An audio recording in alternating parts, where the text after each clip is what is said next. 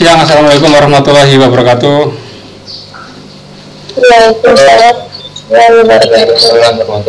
Ya, salam sejahtera bagi kita semua. Puji syukur kita aturkan kehadirat Allah Subhanahu wa Ta'ala. Hari ini kita bisa mengikuti sesi tutorial web untuk pertemuan yang ketiga di sesi yang kedua.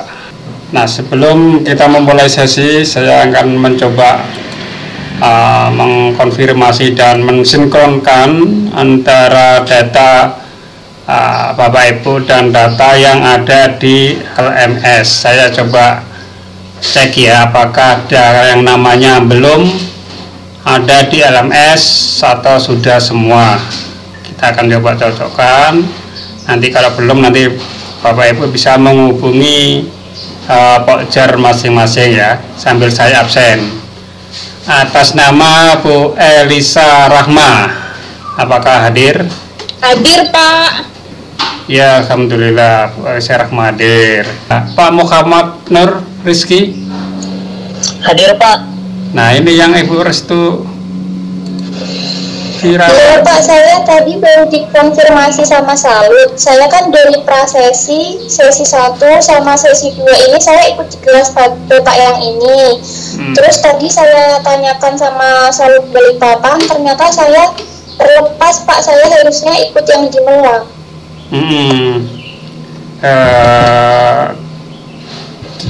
Berarti namanya ada di Melah. Sebentar saya cek lagi di LMS Melah apakah ada nama Ibu Restu ya, sebentar ya. Iya, Pak. Tapi lagi. Saya dari prasesi sama sesi 1 ikut di kelas Bapak yang ini, Pak. Tapi di prasesi belum ada data di LMS, masih kosong. Data masih kosong. Nah, sekarang kita lihat di yang sudah diisi ini. Kalau nama Ibu ada, berarti ya minggu depan bisa pindah nih. Sebentar saya ceknya dulu. Restu siapa tadi?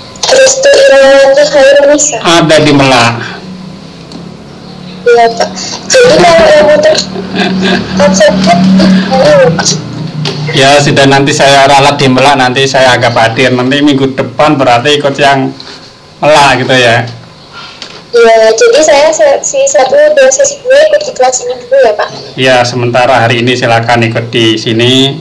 Nanti minggu depan ke Melah karena datanya ada di sana. Makanya tadi tak panggil-panggil, tak cari-cari di bawah laci, kok juga nggak ada ini.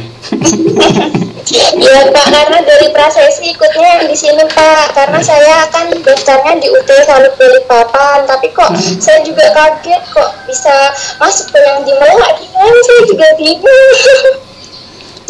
Iya, nggak apa-apa. Ada yang juga dari Bontang masuk sini ya, seperti Pak Robi kan seperti tadi. Ya. Iya, Pak. Masuk sini juga. Ya, Pak. Ya, Pak Robi Dirga. Oke. Ya, sama-sama. Oke, ada lagi yang belum terpanggil? Sudah semua ya? Nah, pada minggu kemarin kita sudah mempelajari, kita sudah diskusi terkait dengan media ajar. Apa dan mengapa kita perlu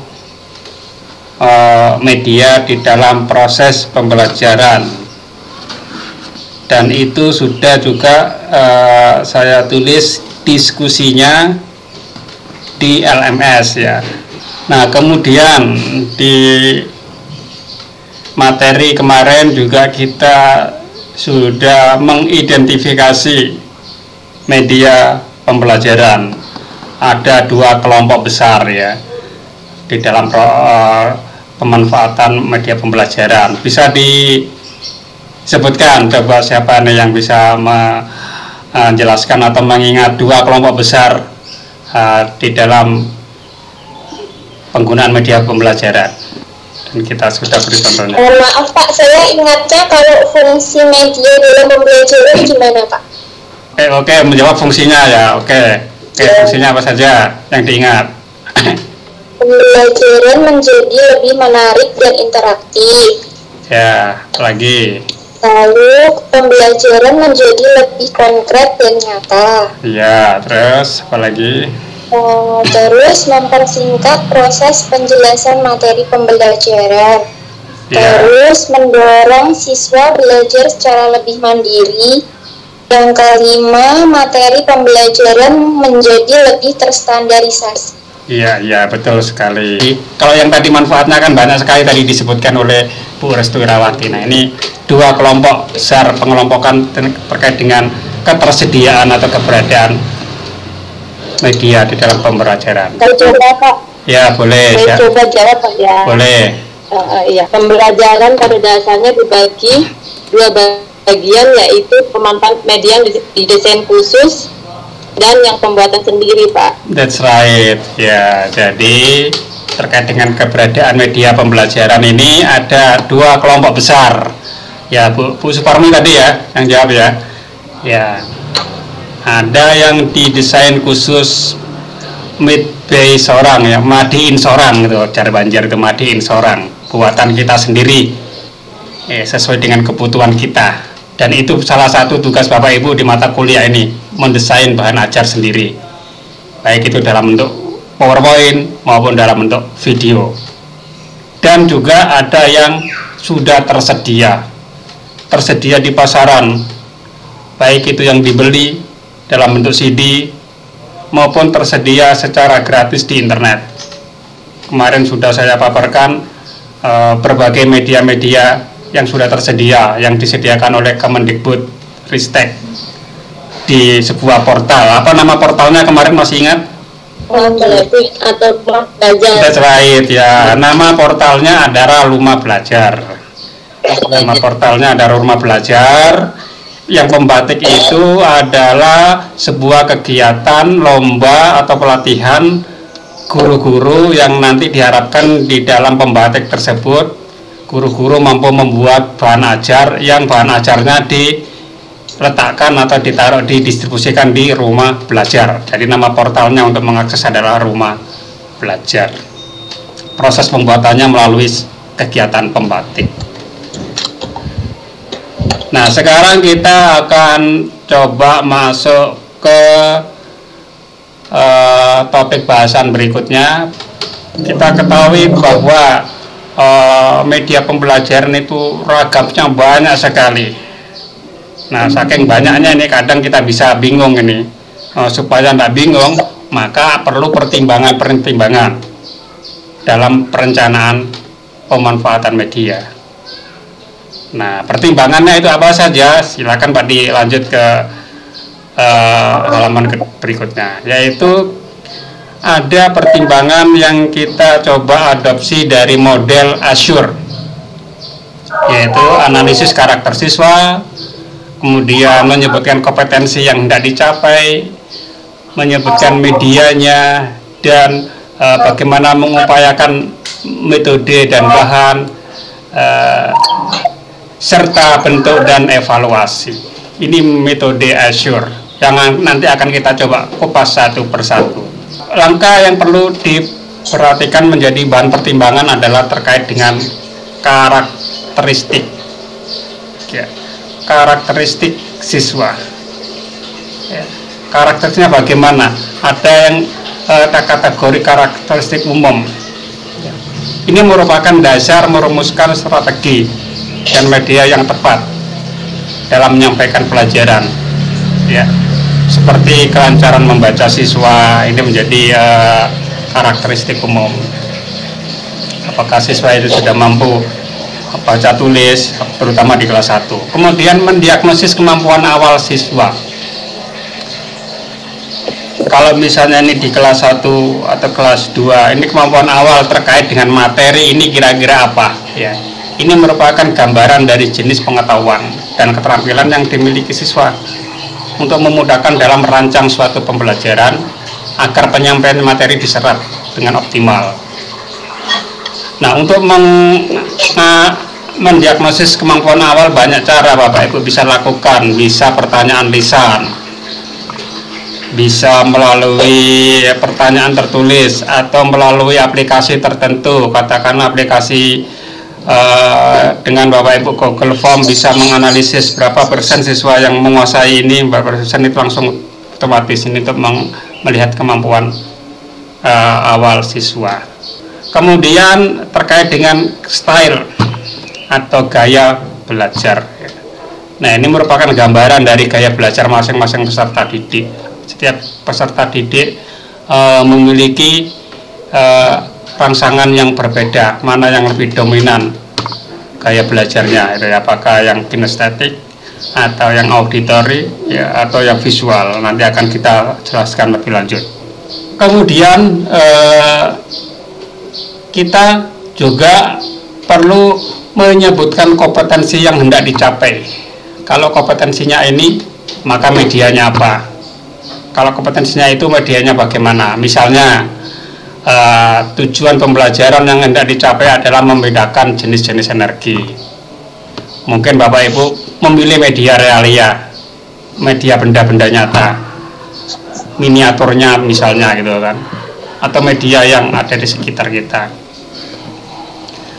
Kemudian misalnya tujuannya siswa mampu menjelaskan jenis-jenis sumber energi ya. Bapak Ibu bisa memilih media bahan cetak atau foto atau poster dari materi sumber energi tersebut. Nah, tentunya di dalam menentukan tujuan pembelajaran harus memenuhi beberapa unsur. Ada 4 unsur pokok di dalam kita menentukan rumusan tujuan pembelajaran yang disebut dengan A, B, C, D, Bapak Ibu ya. Unsur A, B, C, D itu apa saja? Kita coba lihat. Unsur A, B, C, D terdiri dari A itu audience ya, karakteristik siswa, siapapun, apapun latar belakangnya, jenjang belajarnya, serta kemampuan persyaratan sebaiknya jelas dan terinci. Kita bisa mengetahui secara garis besar ya, individu per individu ini karakteristiknya bagaimana. Kemudian B-nya adalah behavior, yaitu kemampuan yang akan diperoleh siswa dalam materi ini.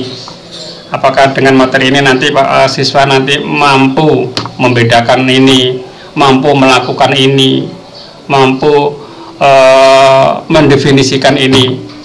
Ya, ini perlu dirumuskan di bagian behavior. C-nya adalah kondisi, condition, yaitu situasi atau lingkungan yang memungkinkan bagi pelajar untuk belajar dengan baik ya, kondisi lingkungan. Kalau di luar negeri, kondisi lingkungan belajar itu betul-betul dikondisikan di dalam kelas itu, misalnya ini mapel sains, mapel sosial, dengan lingkungan belajar yang sudah didesain sedemikian rupa gambar-gambarnya. Tetapi konsepnya adalah konsep moving class ya. Kalau kelas sains IPA ada di ruang ini, kelas sosial, kelas biologi, mereka masuk ke ruang-ruang yang berbeda, moving class. Kalau di Indonesia masih jarang yang menggunakan konsep moving class, sehingga mengkondisikan lingkungannya itu sesuai dengan materinya. Dan itu mungkin Bapak Ibu juga bisa gunakan ya, belajar di ruang kelas ya, misalnya sesekali dibawa ke alam terbuka, mata pelajaran sejarah dibawa ke Taman Makam Pahlawan, dibawa ke museum. Itu bagian dari menciptakan kondisi. Dan yang D adalah degree, persyaratan khusus atau kriteria yang dirumuskan sebagai bukti pencapaian tujuan pembelajaran itu berhasil. Ya, tentunya nanti diukur dengan alat-alat ukur tertentu, evaluasi apakah itu sifatnya nanti penugasan atau sifatnya pertanyaan pilihan ganda. Nah, ini Bapak Ibu ya, jadi unsur A, B, C, D ini yang perlu diperhatikan dalam merumuskan tujuan pembelajaran. Unsur A, B, C. Kalau A, B, C itu nanti nama produk baterai, gitu, kecap gitu ya. Ya, tapi kalau A, B, C, D, nah Bapak Ibu ada D-nya nih. Berarti ada degree-nya harus dirumuskan dengan jelas. Nah, kemudian di dalam pendekatan Azure, yaitu Bapak Ibu mampu menyebutkan metode, media, dan materi. Jadi penggunaan media itu disesuaikan dengan metodenya. Kita mau metode apa ini? Apakah tanya jawab, apakah diskusi, apakah ceramah, apakah demonstrasi, apakah percobaan ya. Ini tentunya medianya juga berbeda sesuai dengan metode yang akan kita gunakan. Ya, jenis-jenis media yang biasa kita gunakan ya ada gambar diam atau still image, foto, teks atau poster, gambar bergerak, video TV, ya, video di YouTube maupun di media yang lain. Jenis media audio, kaset, radio, dan media berbasis komputer ini bisa kita gunakan ya. Dan materinya juga Bapak Ibu bisa ambil dari sumber-sumber yang relevan, entah itu buku paket, ya, internet atau kombinasi diantaranya. Nah, di dalam pendekatan Azure ini juga Bapak Ibu mampu mengupayakan ya menggunakan metode media bahan. Di mana di dalam melaksanakan kegiatan pembelajaran dengan metode ini media dan materi yang telah ditetapkan ya. Untuk itu Bapak Ibu perlu melakukan langkah-langkah persiapan, mulai mengecek kelayakan bahan, mempersiapkan lingkungan belajar ya, mempersiapkan siswanya dalam kondisi sudah benar-benar siap belajar ya, dan menyediakan pengalaman belajar ya, baik itu berpusat pada pengajar maupun pembelajaran itu sendiri ya. Sekarang lebih ditekankan pada student center ya, berpusat kepada siswanya. Nah, di dalam metode Azure ini kita diupayakan untuk mampu menggunakan berbagai metode media dan bahan, di mana ini untuk menghasilkan tingkat partisipasi yang tinggi. Ya, tingkat partisipasi yang tinggi ini tergantung metodenya. Metode diskusi, debat, sumbang saran, kunjungan lapangan, bermain peran, simulasi, studi kasus, dan proyek ini memiliki tingkat partisipasi yang tinggi. Ya, sedangkan metode yang sedang ini ada pada kegiatan tanya jawab, seminar, kemudian laboratorium praktek, workshop, permainan ya, dan kunjungan lapangan ini sedang. Nah, kalau ceramah dan demonstrasi ini tingkat partisipasinya memang rendah. Nah, ini Bapak Ibu bisa gunakan nanti strategi bagaimana yang harus kita lakukan. Nah, di dalam menggunakan metode media dan bahan juga ini Bapak Ibu kita bisa kombinasi ya di dalam berbagai proses ya, dan tentunya ini akan menimbulkan dampak yang berbeda ya. Katakanlah untuk jenis media tertentu ya, dampak di info faktualnya bagaimana, pengenalan visualnya bagaimana, prinsip dan konsepnya bagaimana, terkait dengan prosedur, umpan balik, dan sikap yang dihasilkan dari masing-masing media berbeda. Kita ambil contoh gambar diam, ini info faktualnya sedang, pengenalan visualnya tinggi, prinsip konsepnya sedang, prosedurnya sedang, dan umpan baliknya rendah, sikap juga rendah. Bagaimana dengan media TV? Ini prinsip konsepnya tinggi, sedangkan yang lain sedang dan rendah. Kalau objek 3 dimensi, ini pengenalan visualnya tinggi, karena di 3 dimensi itu kita mampu memvisualisasikan secara detail, sudut demi sudut, ruang demi ruang, biasanya bisa secara detail di sana. Untuk aspek yang lain masih kategori rendah. Nah, bagaimana dengan media audio? Media audio ini lebih banyak ke rendahnya ya, dan sedang dari berbagai aspek ya, baik itu info faktual, pengenalan visual ya, prinsip, prosedur, umpan balik, dan sikap. Makanya media audio ini juga agak jarang digunakan ya, walaupun penting untuk hal-hal tertentu. Nah, bagaimana dengan media demonstrasi? Ini memiliki daya serap di bidang penanaman prosedur lebih tinggi. Kita misalnya ingin memberikan materi tentang hal-hal tertentu, dengan kita mendemonstrasikan, maka langkah demi langkah SOP-nya ya, standar operation procedure, tahapan demi tahapan ini akan lebih jelas kalau kita demonstrasikan. Langkah pertama harus ini, kedua harus ini dan seterusnya. Karena di mapel olahraga, cara melempar peluru yang tepat, kegiatan ancang-ancangnya bagaimana, kemudian ketika melempar bagaimana. Ini bisa didemonstrasikan supaya prosedurnya bisa diketahui dengan jelas oleh siswa. Kalau aspek-aspek yang lain agak rendah ya, info faktual, pengenalan visual, sikap dan lain-lain. Dengan bahan cetak bagaimana? Bahan cetak ini juga rata-rata tinggi dan sedang dalam berbagai aspek, baik itu info faktual, pengenalan visual, prinsip konsep, prosedur, umpan balik maupun sikap yang diharapkan. Langkah berikutnya di metode Azure, ya, kita mampu merancang bentuk partisipasi, ya, melibatkan siswa secara aktif dalam proses pembelajaran, partisipasi siswa terhadap materi media yang disampaikan. Nah, tentunya perlu persiapan bahan yang akan disajikan, ya.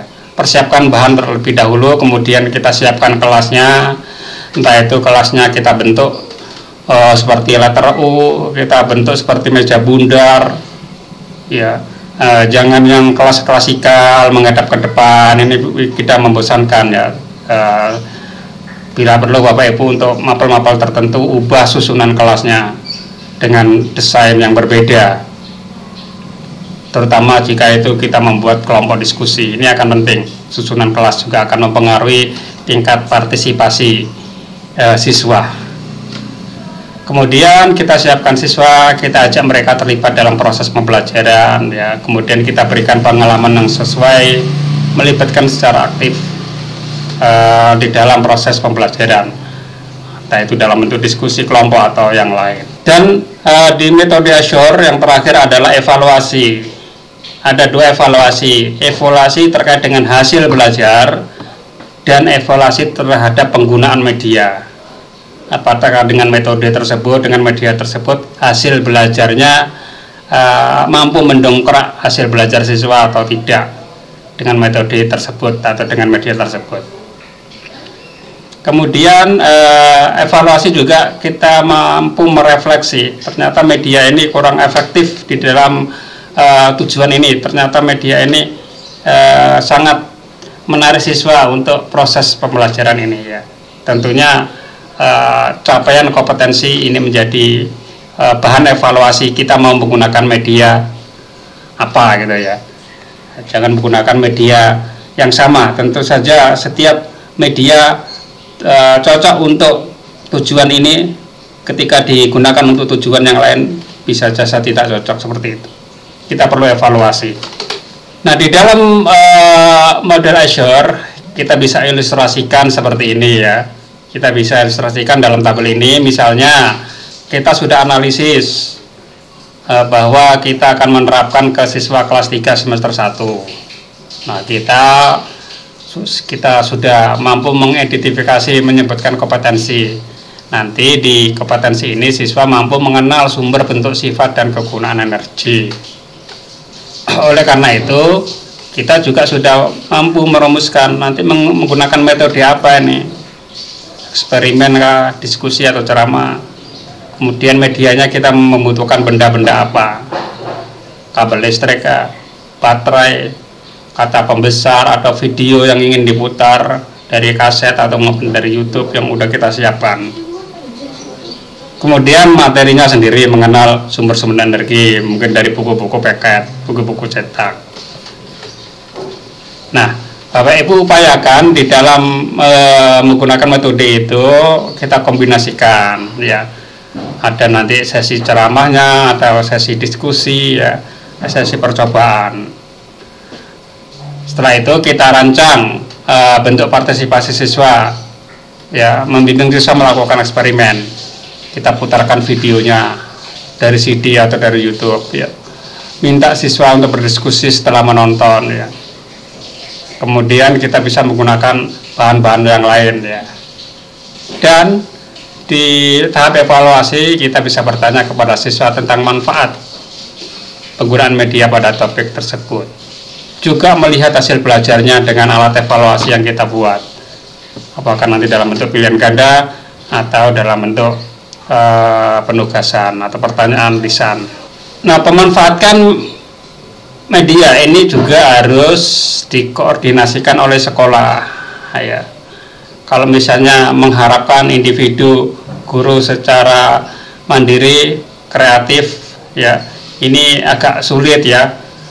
Ya ada sih misalnya guru yang dengan inisiatif sendiri membuat karya kreasi media bahan ajar. Tapi itu jumlahnya tentunya tidak banyak. Akan lebih baik memang harus diorganisir oleh sekolah ya, disediakan oleh sekolah, diorganisasi oleh sekolah. Nah, apa saja yang perlu dilakukan oleh sekolah dalam hal ini penyediaan bahan ajar ya, mulai dari proses perencanaan, pelaksanaan, penilaian, dan pengawasan. Kita akan coba kupas satu persatu apa peran yang bisa dilakukan oleh sekolah dalam terkait penyediaan atau pengorganisasian bahan ajar.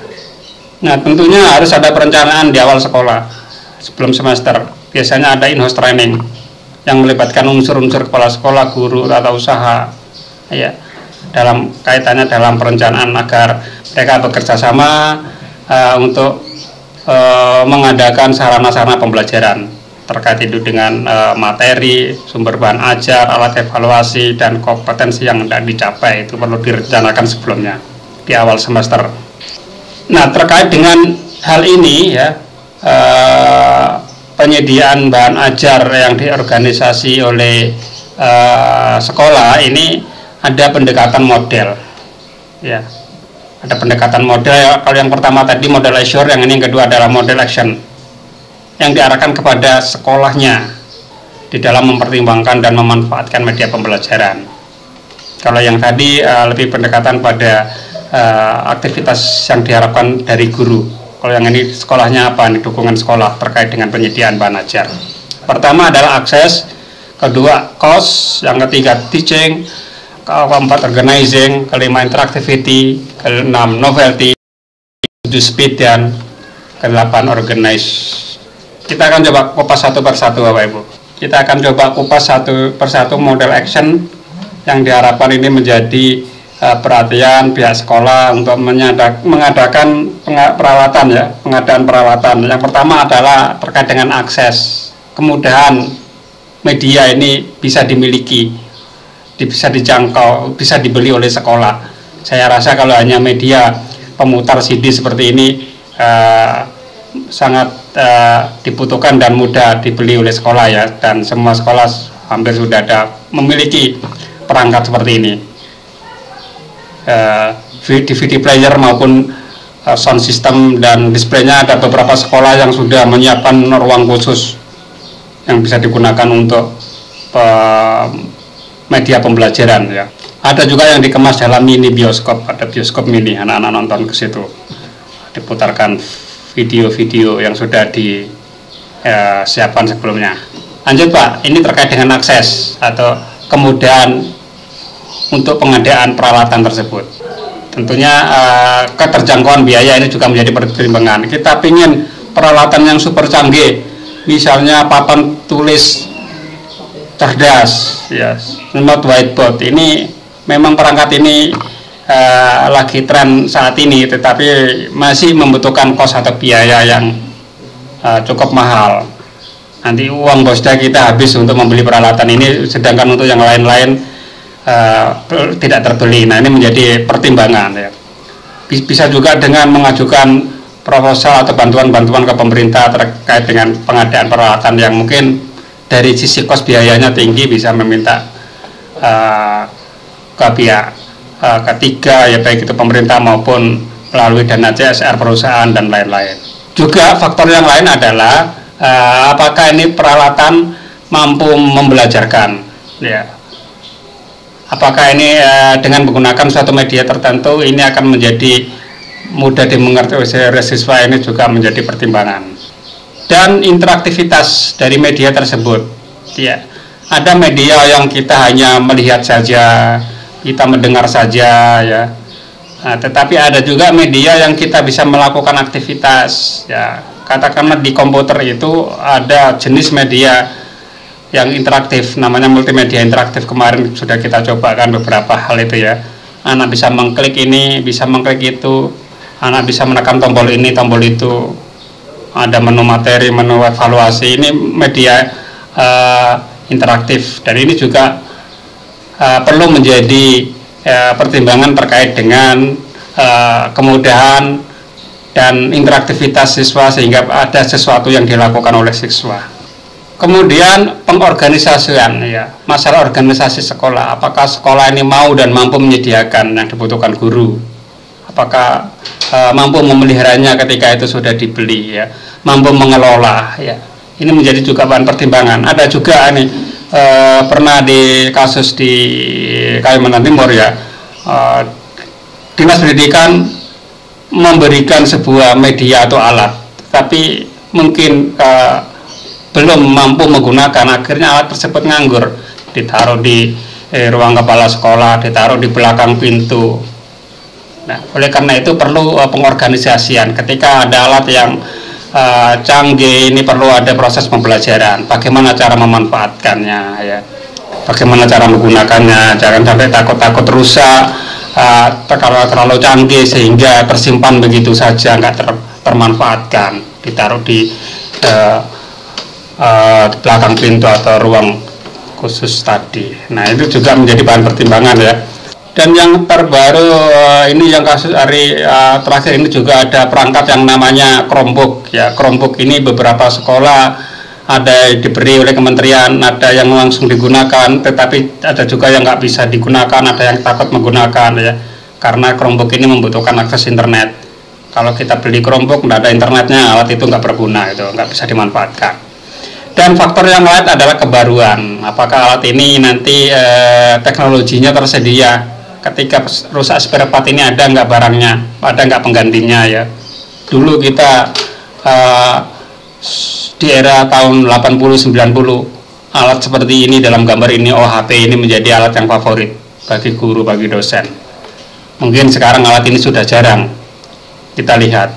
Kalau ada di sekolah mungkin sudah di gudang, rusak dan sebagainya, sudah tergantikan oleh alat yang lain, sudah tergantikan oleh LCD, sudah tergantikan oleh layar sentuh, TV flat layar lebar, ya, tergantikan oleh smartboard atau papan tulis cerdas.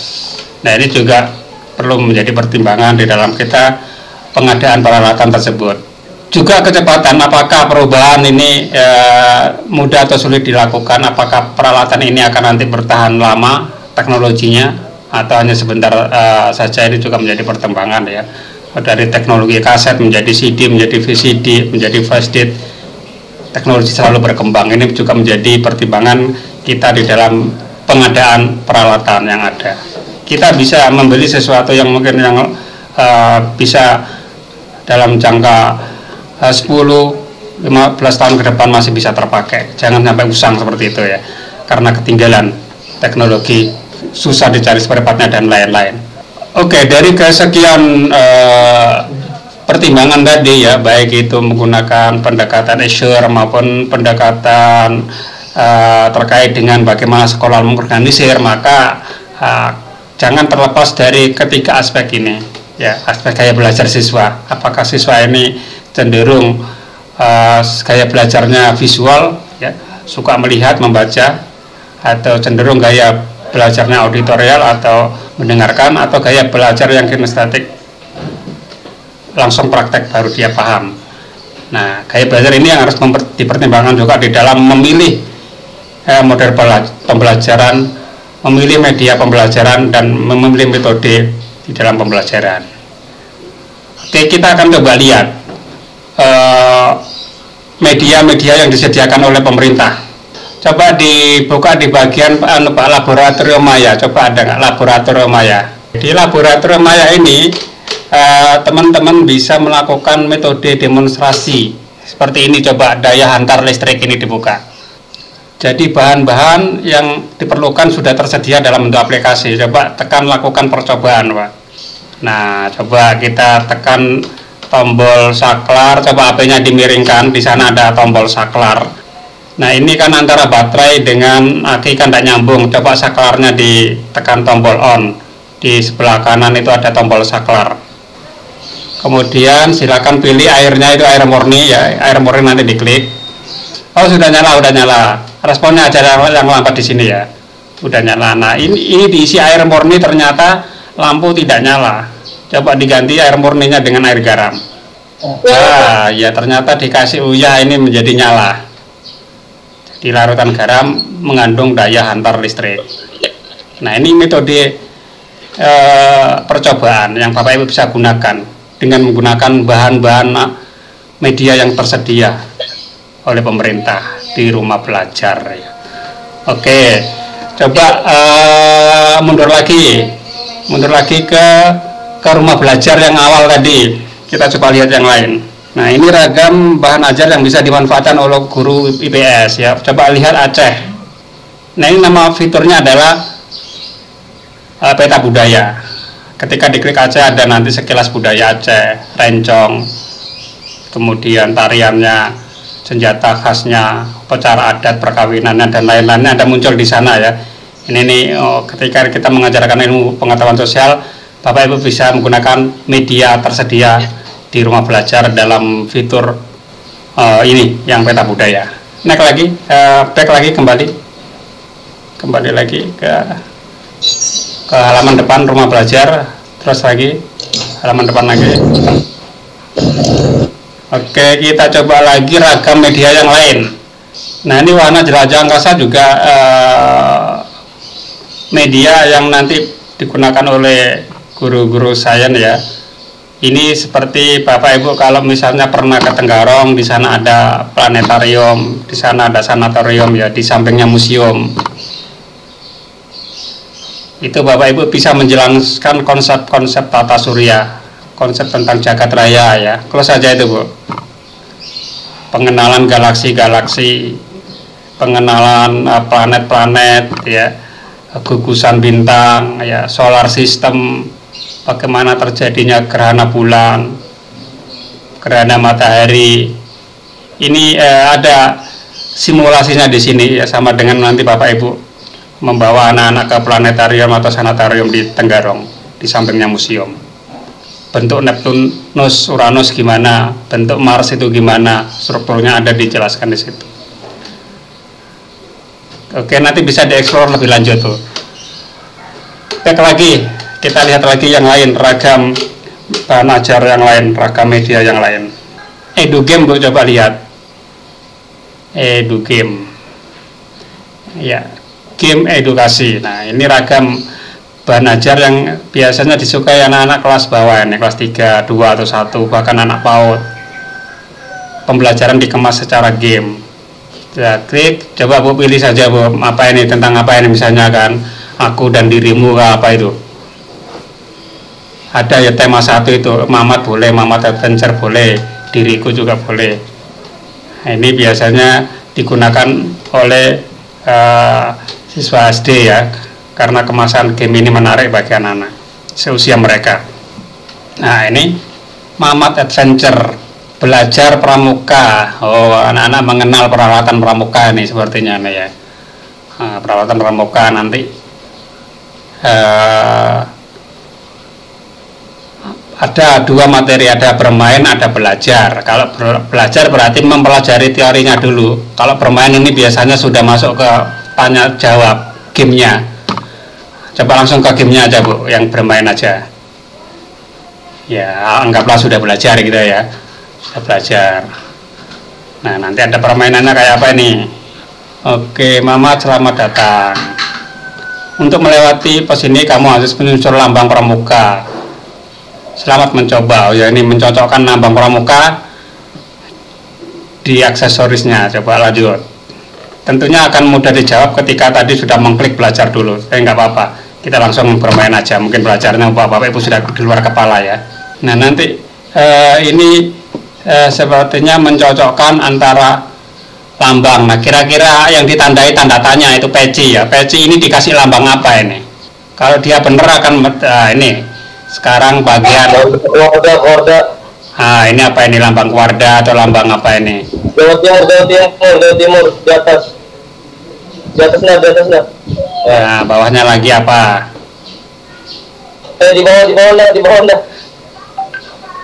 bawah. Ya. Nah, atasnya apa ini? Pangkat kah? Nggak mau juga itu. Ayo, yang pembina pramuka, ayo. Coba ini. Yang boy scout. Di atasnya yang kotak. Yang kotak. Ini. Ya, yang kotak. Lain. Kotak protek. Itu lain, besoknya kosong. Lain. Lain, kotaknya. Yang ini kosong.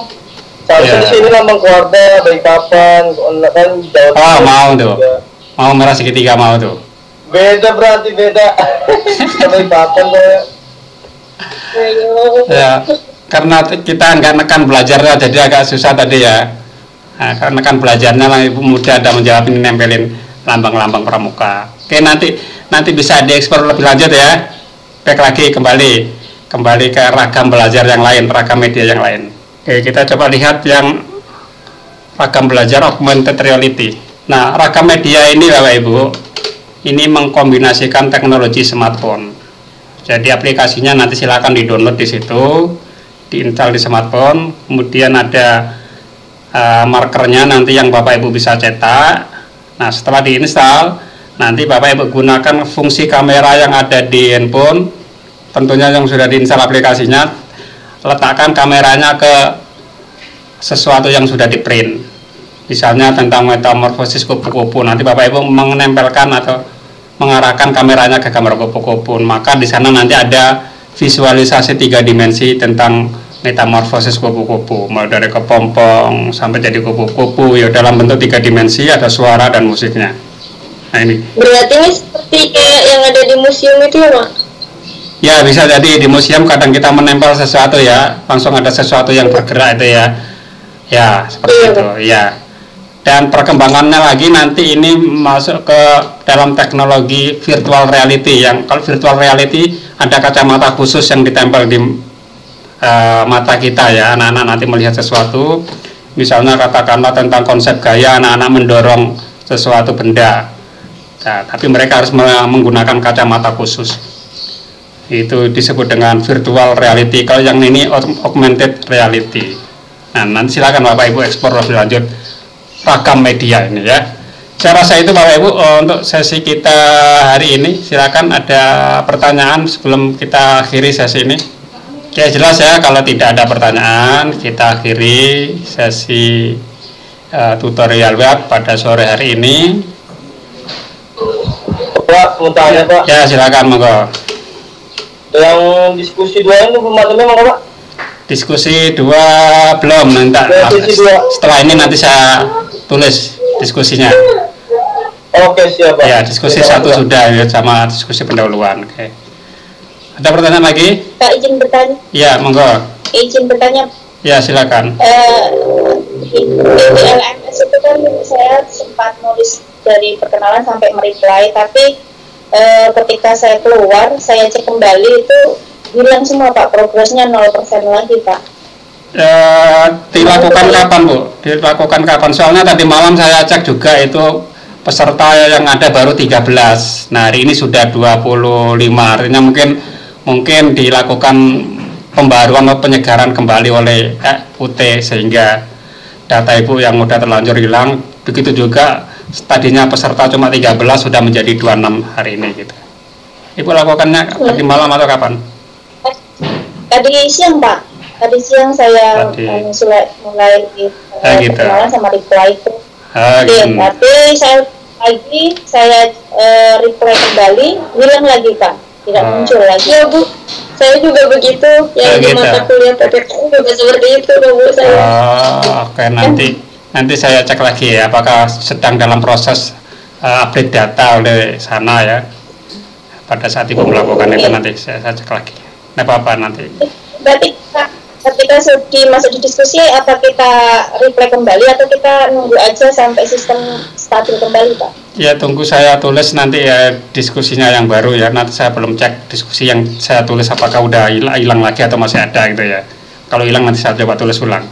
Mungkin masih proses ini tadi belum stabil sistemnya karena ada perubahan data tadi. Oke, ada lagi di belakang Bu Dia sama Bu Indah. Oke, kalau sudah jelas saya akhiri sesi tutorial web pada hari ini.